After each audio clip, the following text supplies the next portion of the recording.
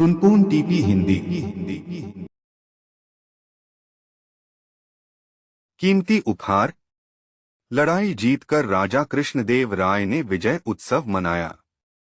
उत्सव की समाप्ति पर राजा ने कहा, लड़ाई की जीत अकेले मेरी जीत नहीं है, मेरे सभी साथियों और सहयोगियों की जीत है।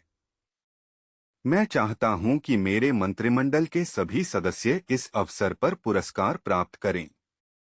आप सभी लोग अपनी अपनी पसंद का पुरस्कार लें, परंतु एक शर्त है कि सभी को अलग अलग पुरस्कार लेने होंगे। एक ही चीज दो आदमी नहीं ले सकेंगे।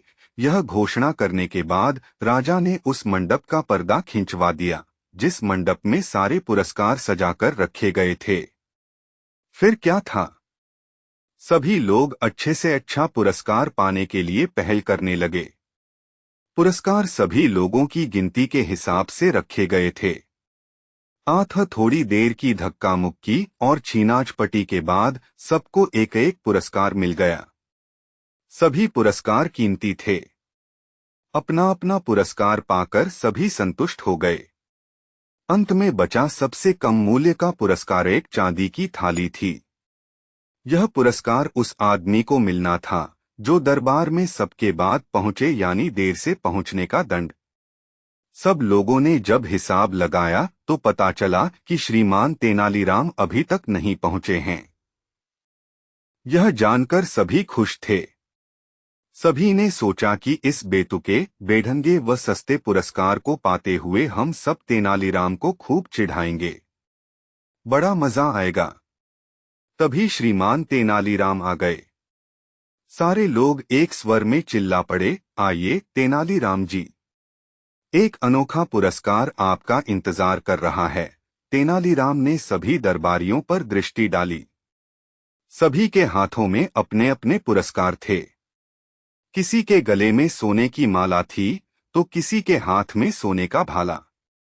किसी के सिर पर सुनहरे काम की रेशम की पगड़ी थी तो किसी के हाथ में हीरे की अंगूठी। तेनालीराम उन सब चीजों को देखकर सारी बात समझ गया। उसने चुपचाप चांदी की थाली उठा ली। उसने चांदी की उस थाली को मस्तक से लगाया और उस पर दुपट्टा ढक दिया, ऐसे कि जैसे थाली में कुछ रखा हुआ हो।